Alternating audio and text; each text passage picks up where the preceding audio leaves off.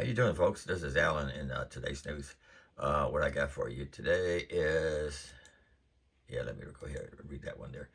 No one is dying from COVID anymore, but we might die because of the zero COVID policy protests explained in China over its lockdown. A fire that killed at least 10 people on Thursday in northwestern China's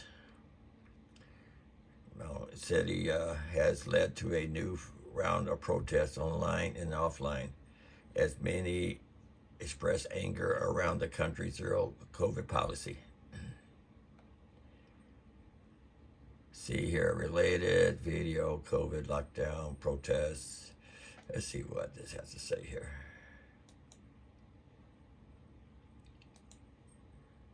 Who can blame them? Eunice Yoon joining us now live from Beijing, where it seems like, at least in some parts of the country, Eunice, some people are starting to push back. Absolutely, Brian. It is looking increasingly as though the COVID situation here is becoming a national outbreak. Megacity Chongqing is now in effective lockdown. Chengdu, another city out west, which just emerged from a lockdown in September, has announced mass testing.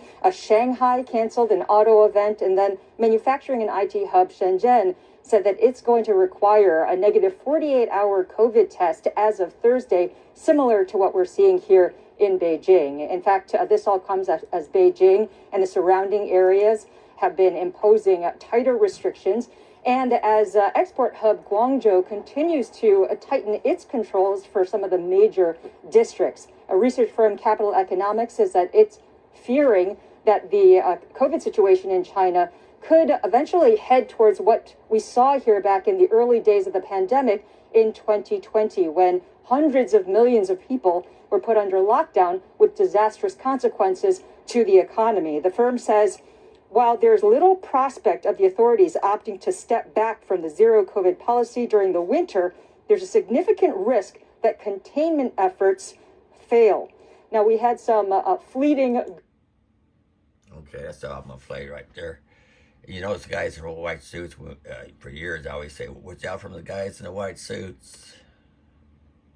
They are for real. The fire broke out in a high-rise building. They're extinguished according to Xinhua News Agency.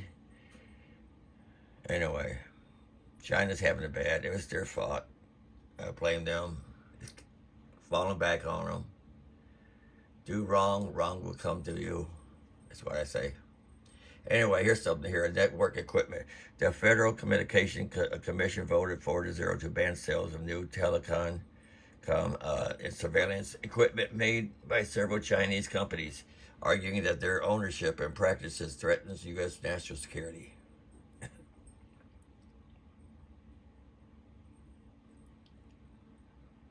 The rule change affects of 10 companies already subject to other restrictions and prohibits them from marketing or importing new products. They include security camera makers Hangzhou, Hikvision Digital Technology Company, Hytera Communication Company, and Xinjiang, whatever you call it, Daha Technology Company. The telecom equipment makers, Huawei Technology Company, and ZTE Corporation. I thought ZTE was a phone company, phone maker. Anyway, so here the FCC made its order public Friday. The latest order stops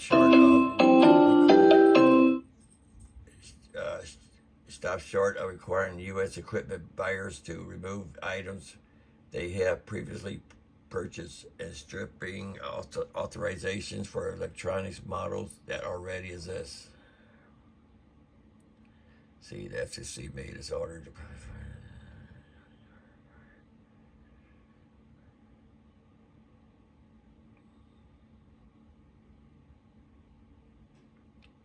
Well, I got security camera up, and I'm not taking them down.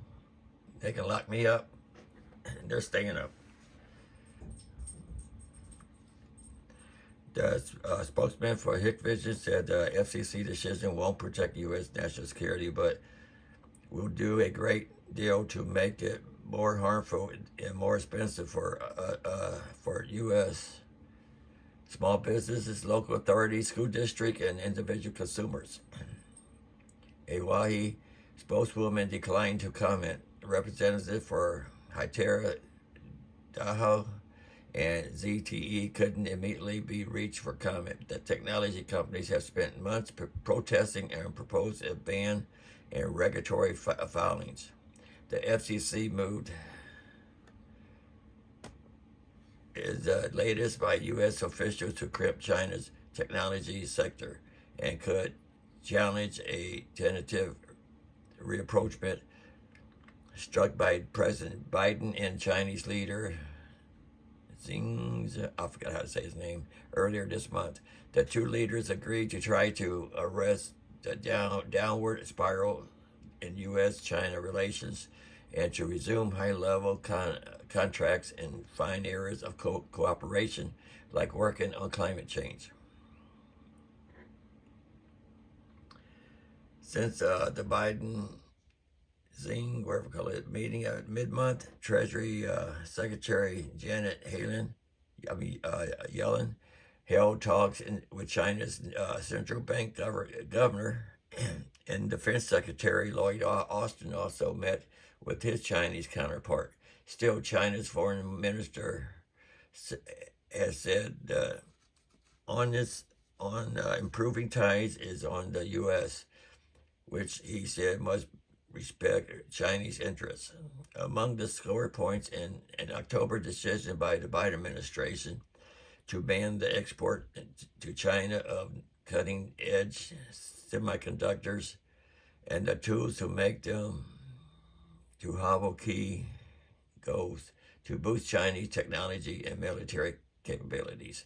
ZTE and especially Wahi previously has been hit by U.S. export controls and faced pressure campaigns by Washington on other countries to restrict business equipment makers, have also been recent targets of the Biden and Trump administration and U.S. regulators. Russian security software maker Kaspersky Lab is also on the list of tech compromises covered by the sanction. Now, Kaspersky, they're an antivirus too, and people bought their service. So does that mean you're going to lose their service and lose your money?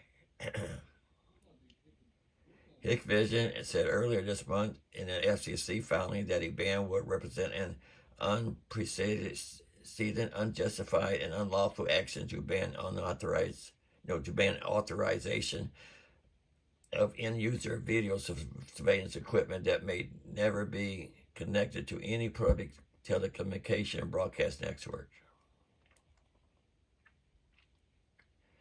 Chinese companies have made limited inroads in U.S. cable and cell phone networks over the past decades, but their foothold in the commercial surveillance markets runs deep. Hikvision is a top worldwide seller of professional security equipment by revenue and ranks number 5 in the U.S. according to market research. Let's see what else is said by the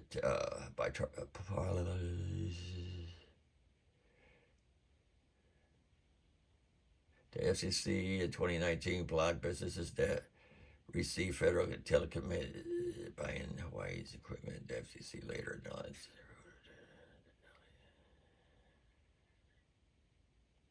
Anyway, I'll have a link in my description box if you want to read more about it.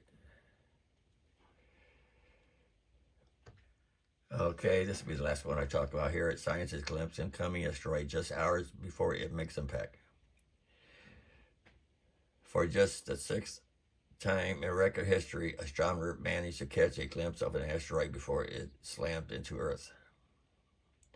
On 19 November 2022, nearly 4 hours before impact, the Catalina Sky Survey discovered an asteroid named 2022 WJ1 on the inbound trajectory a network of telescopes and scientists sprang into action, accurately calculating exactly when and where on the globe the asteroid will fall.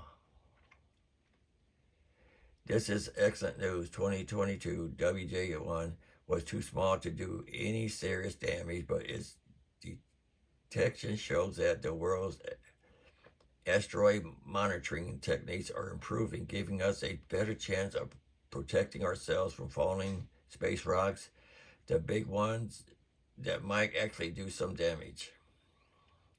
Although space is mostly space, there's a bunch of non-space in it too.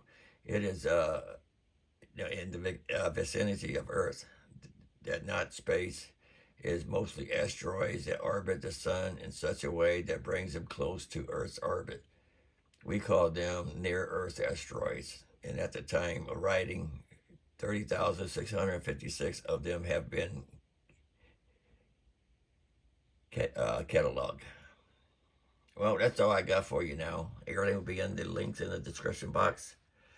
And like, subscribe, comment. Until next time, later.